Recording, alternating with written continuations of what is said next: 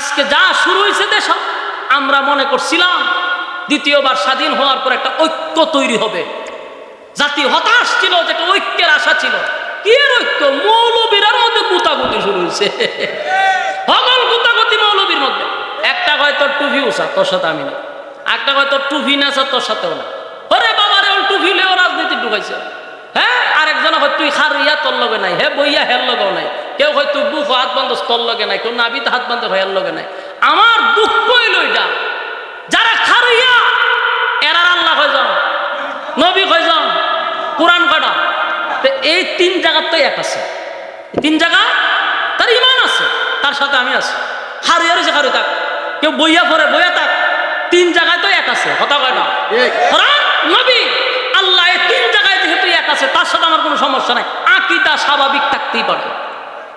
গুতাইতে যাবে আকীদা বানানো, ওই বেটা আকীদা বানানা তা হোক, তিন জায়গায় তো এক আছে। আর অনেকে তো কয় কোরআনই মানি না, এর সাথে আমরা যাবেন কেন? মানে আকীদা লইয়া গুতাগুতি শুরু হয়েছে।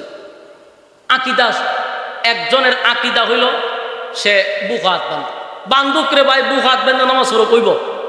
নাবিদ বান্ধে, বান্ধব ও নাবি তোর বুক হলিয়া লেগেছে মারামারি, একবার তুই নাই, কথা হয় না। যার হাত নাই এখন কুনানো বান্ধব, এলে কি নামাজ হইতো না? আমি তো বিভিন্ন দেশে গেছি, আমি নিজে দেখছি, কত জায়গা দেখছি হাত বান্ধেই না, এমনি খালি থাকে। ও এইটা বলো নামাজ।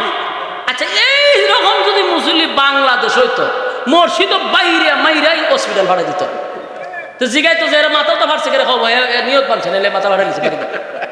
কিন্তু বাহিরের দেশে গিয়ে দেখছি কেউ হাত ছেড়ে নামাজ পড়তেছে, কেউ শার্ট প্যান্ট ভিন্দা পড়তেছে, কেউ পাঞ্জাবি ভিন্দা পড়তেছে। ভাই, যার যেমন মন চায় সে দাঁড়াইছে, আল্লাহরই তো সেজদা দিতেছে নাকি? এরা পড়তে দেন না। ওরে বাবা রে বাবা, কেরে হাত বাড়লো না রে, ভিড়া ভিড়ি করে মসজিদের মধ্যে দুই ভাগ। এই ভাগ হয়েছে এরকম, আমরা বুক হাত দৌড় না আলাদা মসজিদ, নাবিদ হাত দৌড় না মসজিদ আলাদা, ভাগ হয়ে গেছে, ভাগ হয়ে গেছে। এটা না হলে বাংলাদেশ, যে দেশ অত গুতাগুতি, এই দেশের মানুষের অবস্থা তিরমর কথা, কথা বল না দিই লক্ষণ আমরা বেশি ভালো না, কথা বুঝতেছে? সারাটা জীবন আমরা মৌলবীরা টিস্যু ইয়া রয়েছি, যে কোনো দলে আসুক আমরা ব্যবহার করছে টিস্যুর মতো। বাস আমরা টিস্যু হিসাবে ব্যবহার করে, ক্ষমতা গিয়ে হুজুর দূরে যান, হুজুর লাগাই দে মৌলবাদী নামের আগে দিয়া। তো ভাই সাহ, আরা জীবন কি মানুষের ফাঁস হাঁটবেন? নিজে একটা প্ল্যাটফর্মে আসার দরকার না? আপনি টুফি খান, উষা খান, নেশা খে, হাত উপরে খান, নিচে ইত্যাদি যদি তালাশ করেন, জীবনে ঐক্য হইব? কথা বলেন না, মানে ঐক্যের আশা করেন কার কাছে? ফাইজলামি সারেন, ঐক্য হন। ঐক্যের কারণে ইসলামের স্বার্থে যার যার আকীদা তার কাছে, দিন ইসলাম সবার কাছে, কথা কয় না? ঐক্য ছাড়া বিকল্প রাস্তা নাই। আবার আমাদের আয়না করে ঢুকানো হবে, আবার আমাদেরকে রিমান্ডে দেওয়া হবে, আবার আমাদেরকে ঘুম করা হবে। যদি না মৌলবীরা এক না হইতে পারো, তোমাদের কপালে শনি আছে। আমার কথাগুলি রেকর্ড আছে, লেখা রাখেন। যদি ঐক্য না হয়, আবারও সেই আয়নাঘর আমাদের জন্য তৈরি করা হবে। রাজনীতিতে আমাদেরকে বলির পাশা বানানো হয়, এই দেশে টিকে থাকার জন্য মৌলবীদেরকে জঙ্গি বলে বহির্বিশ্বে বোঝানো হয় আমরা জঙ্গি দমনে আছি। আমাদেরকে বানায় জঙ্গি, আর এরা কয় আমরা এদেরকে দমন করার লেগে আছি। 16 বছর এইভাবেই থাকছে। আমার কথা কি বুঝেন আপনারা? 16 বছর কি কার্ড দেয়া থাকছে? জঙ্গি কার্ড দেখায়া। যখনই সরাইতে চায় জঙ্গি সরাই, তখন এই লোক তো টাকা দরকার। আবারও আমাদেরকে একই সিস্টেমে পাঠার বলি শুরু করবে। তো মৌলবী আসনা বুক আর নাবি তার দিবার লেগা কোনো জায়গাতে আদমান বলে দিত না। এই ঐক্য যতদিন না হবে, আমাদের কপালও বহুত মুসিবত আছে। আমার যুবক ভাইরা, এই পৃথিবী এমন একটা জায়গার মধ্যে আমরা পড়ছি, চতুর্দিকে ফিতনা, যাবেন কই? আল্লাহ নবী বলছিল এমন একটা জামান আসবে, ইমান রাখা এতটা কষ্ট, জ্বলন্ত কয়লা হাতে রাখলে যেরকম কষ্ট হয়, এটা হলো এই জামানা। এটা হলো এই জামানা। এখন ইমান ধরে রাখা বড় কঠিন, বড় কঠিন। কেমনে বুঝবেন যে বেচারা ভালো না মন্দ? 5 ওয়াক্ত নামাজ পড়ে মসজিদ, কপাল দাগ ফলাই দিছে, দাড়ি 22 হাত লম্বা, হাজি সাহেব তসবিহ তো দেখবেন টেকা লাগাই রাখছে গ্রামে, হ্যাঁ বইবে চা খায় সুবহানাল্লাহ সুবহানাল্লাহ সুবহানাল্লাহ পড়তেছে মাশাআল্লাহ কি তসবিহ ফুটানি পড়াইতেছে আমাদা চিন্তা করতেছে সারা গ্রামে কতজন লাগাই রাখছে মাসায় না দিয়া যায় বাস্তব না বাস্তব বাস্তব আমার জীবনে বাস্তব নিজের চোখে দেখা ব্যক্তি দেখে বলতেছে ওই আপনারা দেবিদ্যার নাম শুনছেন নি হ্যাঁ আমি দেবিদ্যার পড়ছি এখানে অনেক বছর ছিলাম তো একজন আজি আছিল ওই গত সরকারের খুব পাওয়ারফুল লোক আছিল পাপড়ি বাবেরা বয়ে কেউ কত গেছে এই বেচারা দেখতাম তসবি একটা আতলিত তসবি তোর ভাই ফরার নিয়ত থাকলে আমার ফোফটো যদি তসবি থাকে কেউ জানবো আমি যদি ভিতরে আটটা ডুবাইয়া পড়ি কেউ তো জানতোই না যে আমার ফোফটো কিতা এটা হইলো লিওয়াজ ছিল আল্লাহর জন্য তসবি একটা লই হাতের মধ্যে সুবহানাল্লাহ সুবহান এটা কিতা এটা উদ্দেশ্যটা কিতা আমার বোঝানো হয় লোক দেখানো কথা কয় না তসবি আমার পকেট আছে পাঞ্জাবি এটার ভিতরে ঢুকে তো আমি সুবহানাল্লাহ সুবহানাল্লাহ পড়তে আমার সাথে কথা বলতে আমি আমার মতো কাজ করতে এত বুঝতেছে না আমার উদ্দেশ্য আল্লাহর জন্য তখন তসবি বাড়ি করে সুবহানাল্লাহ সুবহানাল্লাহ এটার উদ্দেশ্য বাড়ানো এই লোকে দেখতাম প্রতিদিন এই গেলই এইভাবে সুবহানাল্লাহ সুবহানাল্লাহ পড়তেই থাকতো টুপি একটা মাথা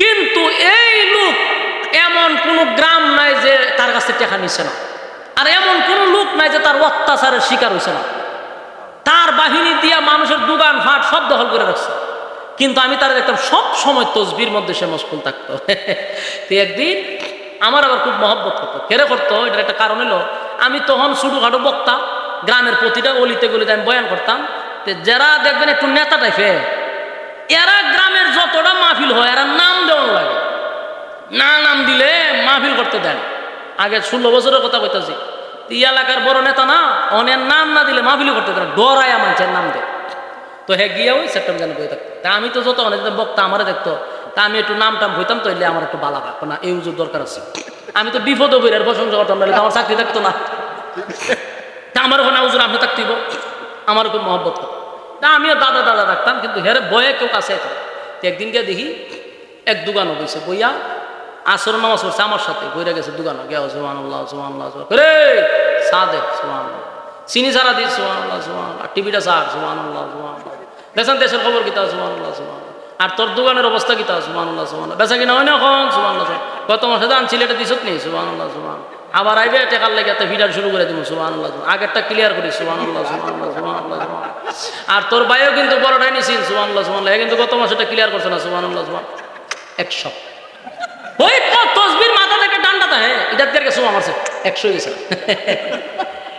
তের আমি তারে খানা না আমার দোকানদার ইশারাতে যাবে কারবারটা দেখুন তে আরেকবার যখন শুরু করছে আমি তসবির গানা ধরে রাখছি ধরছি বলে এটা আমি কইতে কেউ ধরছি আমি না বুঝে আপনি যে কথা কইতেছেন এখানে খারাপ করে রাখুন মানে কথাও তো শুদ্ধ দিয়ে 100 গেছিল হ্যাঁ আমার সাথে আর মারছেন এই লোকটা আমি দেখতাম প্রায় সময় তসবি তুলে রাখতো পরে তার স্কুরি শূন্য আমি মাথা দাঁত দলাইছি সারা গ্রাম তার টেকা লাগাই আর অত্যাচারে মানুষ এলাকার মানুষ অতুষ্ট যখন সরকার খালি হেলিকপ্টার উঠছে তার বাড়িঘর সব কিনে নিয়েছে বলছে ও মানে বাইরে মানুষের যত কি মানে ভিতরে যত জ্বালা আছে সব মিডিয়া আছে বাতিজা টাতিজা যত দোকান আছে সব করে হোমানে গিয়ে ফিরানো শুরু করছে তো বাইক গেছে হয়ে গেছে সম্পত্তি ভালো আছে এটা দিয়ে কি মেসেজ দিল দুনিয়ার রাজত্ব বেশি দিন না আজকে হিরো কালকে জিরো বানাইতে আল্লাহ সময় লাগে না এটাই আল্লাহ বারবার বুঝাইতেছে সাবধান চেয়ারে আমি বসাইছি আমি তোরে চেয়ারে বসাইছি যদি চেয়ারের ক্ষমতা পাইয়া অপব্যবহার করস চেয়ার থেকে জুতা দা ফিরে এলামাইতে আমি আল্লাহর সময় লাগে না আল্লাহ মানুষকে ইজ্জত আর সম্মান দিয়া চেয়ারে বসায় বসার পরে যদি মানুষের উপরে জুলুম করো আর অপব্যবহার করো আল্লাহ ভাই বসাইছি না সম্মান দিয়া জুতা দা লামামা লামাইছি না জুতা দিয়া এখান থেকে অনেকের শিক্ষা গ্রহণ করা দরকার আমরা এতে শিখবো আমরা যেন মানুষের উপরে জুলুম না করি মানুষ বিগড়ায় গেলে গা চেয়ার থাকে না কথা কয় না মানুষ বিগড়ে গেলে চেয়ার থাকেনি আমার জমক সাবধান হিরো থেকে জিরো বানাইতে পারে কে আর জিরো থেকে হিরো আল্লাহ বানাইতে পারে আল্লাহ বলেন সকাল বেলার ধনী ফকির সন্ধ্যা বেলা নদীর এপার ভাঙে অপার গড়ে এই তো নদীর খেলা, সকাল বেলার দনির তুই ফকির সন্ধ্যাবেলা। আমার যুবক ভাইরা, আল্লাহ কয় বান্দা ইজ্জত আর সম্মান আমি দিছি, এমন কাজ করবি না এই ইজ্জত আর সম্মান যেন আমার সিনায়া না নেওয়া লাগে। আমার যুবক ভাইরা, প্রথম কথা বলছিলাম, বলুন জান্নাতে যাওয়ার শর্ত কয়টা? ইয়াদ আছে আপনারা? আরো জোরে। 1 নাম্বার শর্ত কি? আরো জোরে। 2 নাম্বার ওয়ামিলুস সালিহাত, নেক আমল। 2 নাম্বার কি? আল্লাহ বলেন ইন্নাল্লাযীনা আমানু ওয়া আমিলুস সালিহাতি কানাত লাহুম জান্নাতুল ফিরদাউসি নুজুলা। আল্লাহ রাব্বুল আলামিন বলেন, নিশ্চয় আমি ওয়াদা দিলাম যারা ঈমান আনলো, নেক আমল করলো, আমি আল্লাহ তাদেরকে জান্নাতুল ফিরদাউসের মেহমান বানায়া দিব। এই লড়াছড়া করে কেন রে? আর 5-10 মিনিটের লেগে লড়তে দেখেন, আমার কি টাকা লাগছে না? আমরা এখন আরো হতেন ওয়াজ করতাম, ওয়াজ শেষ খালি হন মোনাজাতের বাকিতে আমরা দুমাত্র জুন করে 5 মিনিটে আয়াত দিয়ে শুরু করছি, শেষ করতাম না। বল লড়াছড়া নাই, লড়াছড়া নাই, একটু সময় বসেন। আল্লাহ কি কয়? নিশ্চয় তোমরা ঈমান আনো, নেক আমল করো। কোথায় দিব? ওই আয়াত। আল্লাহ বলেন ইন্নাল্লাযীনা আমানু ওয়া আমিলুস সালিহাতি কানাত লাহুম জান্নাতুল ফিরদাউসি নুজুলা। তোমরা যদি ঈমান আনো, নেক আমল করো, ওয়াদা দিলাম আমি আল্লাহ জান্নাতুল ফিরদাউসের মেহমান বানায়া দিব। সুবহানাল্লাহ। এরপর আল্লাহ বলেন খালিদিনা ফিহা লা ইয়াবগুনা আনহা হিওয়ালা। এমন এক জায়গায় তোমাদেরকে ঢুকাবো, এই জায়গায় যদি কোনো মানুষ একবার ঢুকে রে, আর কোনো দিন বাহির হইতে চাবে না। সুবহানাল্লাহ। আমি আল্লাহ এত নিয়ামত দিব, এত নিয়ামত দিব, এত নিয়ামত দিব। তুই কি চাস বান্দা বল? গাড়ি চাস, বাড়ি চাস, নারী চাস, অট্টালিকা চাস? আল্লাহ কয় মানুষ দুনিয়ায় একমাত্র সে রাজত্ব চায়, গাড়ি চায়, বাড়ি চায়, নারী চায়। মানুষের যে আশঙ্কা দুনিয়ায় থাকে, আল্লাহ কয় যদি তোরা ঈমান আর আমল লইয়া জান্নাতের ভিতরে ঢুকস, ওয়াদা দিলাম খালিদিনা ফিহা লা ইয়াবগুনা আনহা হিওয়ালা। এমন একটা জান্নাতের ভিতরে ঢুকাবো, আর কোনদিন জান্নাতীরা জান্নাত থেকে বাহির হইতে চাইবে না। কারণ সর্বনিম্ন একটা জান্নাতীকে আমার আল্লাহ এই পৃথিবীর 10টা পৃথিবীর সমান জান্নাত দিবে। একেবারে সর্বনিম্ন জান্নাতীকে আমার আল্লাহ কমপক্ষে 72টা বউ দিবে। ওমা সুবহানাল্লাহ। কয়টা বউ? 72টা বউ দিবে, আর 10টা পৃথিবীর সমান রাজত্ব দিবে। এত এত নিয়ামত পাওয়ার পরে বলুন তো দেখি আপনারা কি বাইরে হইতে চাইব? যেই জান্নাতের ভিতরে মরণ নাই, যেই জান্নাতের ভিতরে অসুস্থতা নাই। এই মাদ্রাসার কথা গুড়াগাড়া ভোলা বানাই না, বয় আটকাইডির একসাথে তুলে লয়ে যায়। এটি তো ভাই আসার কথা কে বলছে আর নেওয়ার কথা কে বলছে? পুরা পরিবেশটা এরা ধ্বংস করে দেয়। দুরূদ শরীফ পড়েন, আল্লাহুম্মা সাল্লি আলা মুহাম্মাদিন ওয়া আলা আলি মুহাম্মাদ কামা সাল্লাইতা আলা ইব্রাহিম ওয়া আলা আলি ইব্রাহিম ইন্নাকা হামিদুম মাজিদ। এই মাহফিল প্রত্যেক বছর হইতো, কারা কারা হাত তোলে? সাপোর্ট দিয়েছেন কারা? হাত তোলে। এটা কি অন্তর থেকে তুলছেন না এমনি ফরমালিটি? আরো কথা কয় না, অন্তর থেকে বলেন। প্রত্যেক বছর এই মাহফিলটা হইতো। আল্লাহ তুমি মাহফিলকে কবুল করো। আমি হাত তুলেন না কার পুরা ঠাড়া ঠাড়া। কারণ ইনশাআল্লাহ আমরা এই মাহফিলের সাথে আসি ইনশাআল্লাহ। বিসমিল্লাহ খান। পকেটার দোকান দোকান দেখে লই কে কতটুক ঢুকাইছেন। আর দোকান এই কমিটি কই ঢুকেন, যার পকেটে যতটুক আছে খালি শরীক থাকবেন। দুয়ার আগে কিছু দিলে দোয়া কবুল হয়। এই উদ্দেশ্যে কমিটি আমারে বলে নাই যে হুজুর আপনি কালেকশন করেন, বলছে কেউ যদি ইচ্ছায় শরীক থাকতে চায় আমরা অসুবিধা নাই, কিন্তু কারো কাছে জোরাজুরি করতে রাজি না। হ্যাঁ যান, কয়েকজন যান, যান না উঠে না কেউ। আমি নামতাম এরা চাইতে হুজুর আমি নেমে দেন গিয়া, আমি কইছি আপনার লোক নাই, তখন আমালাম তুই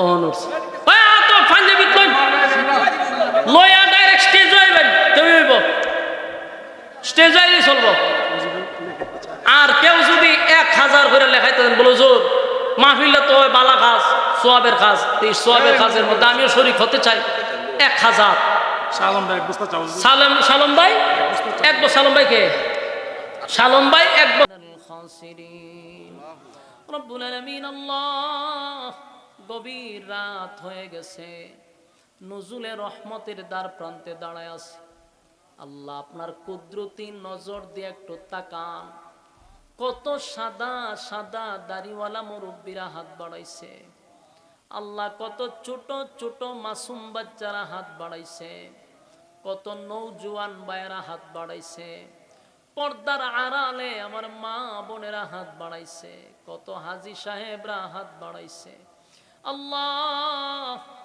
বিশেষ করে জাতির শ্রেষ্ঠ সন্তান হযরত উলামায়ে কেরাম হাত বাড়াইছে আমি গুনাহগার নাগান্দা নাফরমান নালায়েক অযোগ্য আল্লাহ মুসাফির হালতে হাত বাড়াইছি আল্লাহ আপনি বলছেন মুসাফিরের দোয়া কবুল তাই মুসাফির হালতে হাত বাড়াইছি আল্লাহ আমরা জীবনের সমস্ত গুনার উপরে লজ্জিত জীবনের সগীরা কবিরা ইচ্ছা অনিচ্ছা দেখাইয়া না দেখাইয়া অঙ্গ পতঙ্গর দ্বারা যত গুনাহ করছি মেহেরবানি করে জিন্দেগির সব গুনাহ মাফ করে দেন বাকি জিন্দেগি যতদিন বাঁচায়া রাখবেন ইহদিনাস সিরাতাল মুস্তাকিম আল্লাহ সঠিক সরল রাস্তার উপরে জীবনটাকে পরিচালনা করার তৌফিক দেন আল্লাহ বাকি জীবনে শয়তানের ওয়াসওয়াসা থেকে আমাদেরকে আপনি হেফাজত করেন আল্লাহ শয়তানের বিভিন্ন চক্রান্ত থেকে হেফাজত করেন আল্লাহ